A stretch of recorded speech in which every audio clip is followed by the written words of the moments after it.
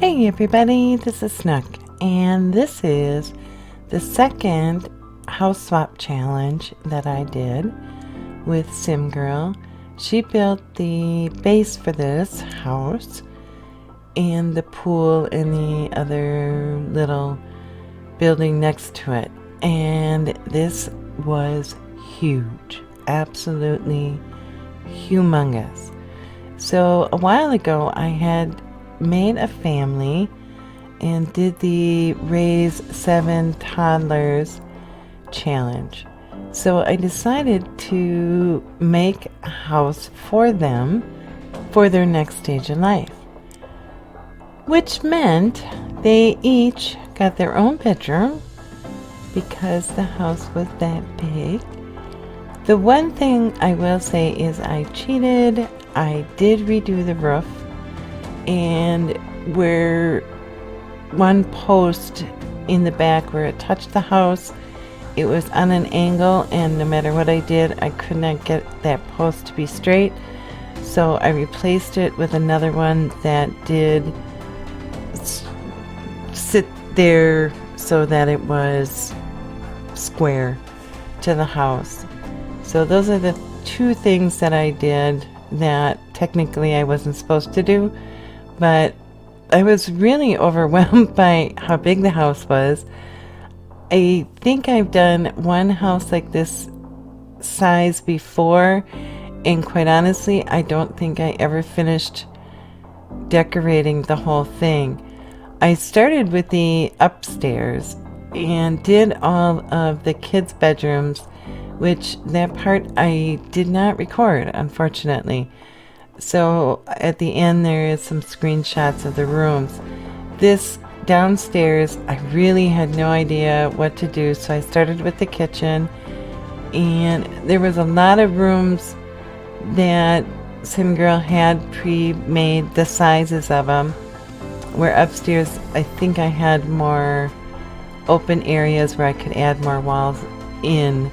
So it was really interesting trying to fit things into areas and still make it make sense as a house plan, as like a real house plan. One of the things I wanted to do also was make it so that it was actually playable, because the family with the 7 kids are made up of some friends' names that I know, and I wanted a really nice house that I would be able to play them in and not get frustrated with bumping into things or getting stuck because there wasn't enough room, and this house has plenty of room for everybody to find a place and walk around in. I really liked how the kitchen turned out. I put an ice cream maker in there, and I had to laugh because only the adult can run the ice cream maker. So I'm thinking here the kids will be able to make ice cream, and they can't. The only one who can is an adult. And there was 7 kids, so really there's 8 people plus a butler. When you make the big meal, there really isn't any leftovers either. And I'm used to having leftovers in the fridge. You just make a whole bunch of meals and put them in the fridge, and then people can take them whenever they want. But there's not really a lot of leftovers when you have that many Sims in your house. So it's been fun. I put them in there to make sure everything worked in the house when it was all done. And it's been actually a lot of fun trying to play 8 Sims all in one house and their kids, and they haven't even gone to school yet. So it's been a lot of fun. The kitchen, though it was big, I didn't really think that there was room in there for a dining room table. Plus, again, the house is big enough that I have room for one.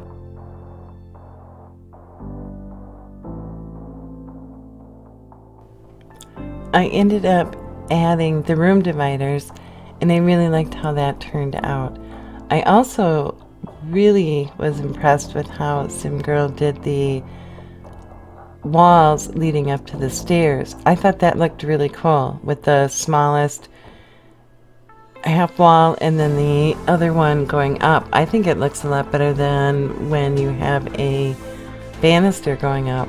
Plus you get an extra wall to work with, so I'm going to definitely be using that in other builds when I do stairs. I don't do a lot of stairs, but when I do, it's definitely on my list of things to do. So I was just trying to get the front entranceway so it looked halfway decent. Really, it was just finding plants and different things and getting enough light in there. I used a lot of the ceiling lights, the little disc things that I made really small. And in this room, I decided was going to be the study for the kids, and it only has only 6 computers, and there are 7 kids, but there are benches that somebody can take a nap. And what I'm finding out really is that the kids go all over the whole house. They don't actually stay as a group because I think the house is so big and there's so much to do all over the place. So they're actually finding, I was thinking they would stay more as a group when they were in the house, and they don't really. So it's actually kind of interesting. You have to really click and find them when they're playing. This house does have 9 bathrooms, and I'm really glad I did put that many in. Most of them are not full. I think 4 of them are just the toilet and the sink, and then the rest are at least with a shower in it. Because when I first moved them in, there was, everybody had to go to the bathroom all at the same time, of course, which it just like real life. So if you would have only had like 2 or 3 bathrooms, it wouldn't have been pretty, quite honestly. So I am really glad I put in as many bathrooms as I did. This is the one adult's bedroom. I did put a fireplace in there, and it's actually been kind of fun. I got to play her a little bit, where when I was just having the toddlers, that's really all she got to do was cook and take care of toddlers and potty train and stuff. So it was actually kind of fun. She got to go out into the art music area, and paint a mural, which you'll see a little bit of that later. And she got a really nice, big, huge bedroom, which I was pretty happy with, and her own bathroom. And I used all the Get Famous stuff for her bathroom. By the time I got to this point, I was really tired of making bathrooms, though. So I don't think there's even a picture on the wall or anything. I was like, okay, you got a tub, you got a shower, here's the sink, and that's about it. But the rest of her room looks really nice. I do change the wall color, I think. Do I? I don't remember. But it's a really nice, inviting room, and I really like that green rug. And it just really came together with with the Get Famous furniture, and there's a little globe that I found that I've never seen before. I found a lot of stuff while making this house that I had never seen before, for the simple fact that I just had to keep looking for new stuff. This area, I really, really love how in game it looks really warm and cozy and inviting. It's a big, I put the biggest TV that there was in there. And then with this orange, with the wood in the chairs, it just really came together well. I used a bunch of stuff that I don't normally use in here, which you'll see underneath the TV, those, I guess, end tables. I really don't use those. They're real modern for me, and I don't usually do modern builds. and they just fit under there perfectly. And I found the nutcrackers and put some little knickknacks on there, and I got to use some of the big square end tables that, again, I never get to use because normally I'm making very tiny houses, just because then I know I'll finish them and I don't get bored. So again, it's a testament that I finished this house. I will say that having built it with a family in mind that I had already played really made me have more stake in finishing it, knowing that there was a family that I wanted to put in it. So if you're like me and you're afraid of bigger builds, maybe that's a way to look at it, is that you already have a family that you want to build it for. It definitely made it easier on me to finish it. So this was the outside area then. I had finally finished the inside, and I never have used these outside furniture chairs or benches either. And I really liked how they fit in here. Again, because I had so much room, I found myself going for pieces of furniture and different things that I normally don't have a room for. So it was really kind of neat that way. And I have to thank Sim Girl for that, because she made me go out of my comfort zone in a lot of different ways in this and find things that I don't just normally gravitate towards. I really wanted the pool area to be a place where it was open and eerie, and I have seasons, so I know it's going to rain and thunder and lightning and all that, but yet the house is big enough, there's enough area in the winter when it's cold or whatever, that there's plenty enough stuff to do on the inside where I didn't feel I needed to cover every little thing in the back. Like if you make a smaller house, I always feel that you have to have like this covered glass roof area so that you can have all the stuff outside. And if you look here, you can see I put the gym inside one of the rooms in the house, for the simple fact it's not that pretty looking, but it's equipment that they're going to need eventually. I don't know how many of the kids are going to end up staying at the house, but when they are young adults, they're going to end up wanting to use it anyway. So again, while it's not the prettiest room in the house, it is definitely a house that is going to be able to be played in and have everything that you're going to need in it. And that's what I wanted it. I wanted it to look nice, but yet also be functional when it comes to the Sims play. Because what I don't like is making any kind of a Sims house and then putting a family in and they can't get through doors and they can't get through things. I don't want to say it's cheating, but in my head it's just not the whole point. I guess the challenge to me is to make it so that it is playable and yet I like the way how it looks. So I had a lot of fun doing it ends up to be an art, dance, music room, just an all-around activity room. And I made it really bright and really airy. I did put the bathrooms in there so that they wouldn't have to run all the way back to the house. I put the wall mural on there, which actually in some of the pictures at the end, it's already started being worked on. I had a lot of fun when I was making this. I didn't want to stick a bunch of tables and stuff in there, so that's why I went with the dance floor.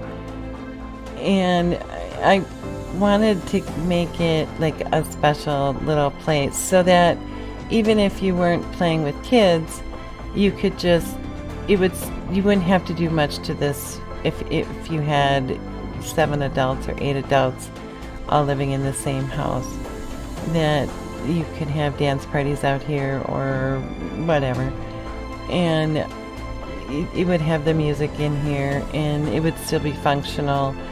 Even with the house being as big as it was, it still served a purpose or a reason why they would need to come outside. And it makes you, I think, use the whole property that you just spent a whole week making, or well, I did.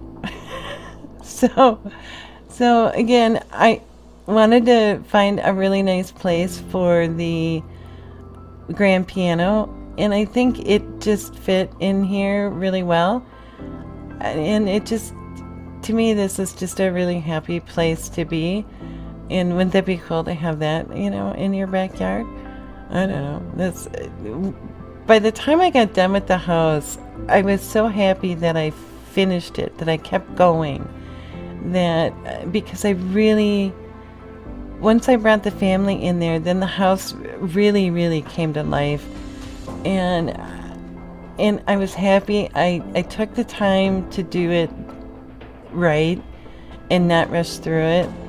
And I took the time to add all the little things that I did, except for a couple places towards the end, but I think those are mostly in bathrooms because I was just so tired of making bathrooms. So I'm really excited to play the family that's in here, quite honestly. And I haven't been that excited. I love to build, don't get me wrong, but when it comes to actually playing the game, I usually play for like a couple hours in an afternoon and then I stop.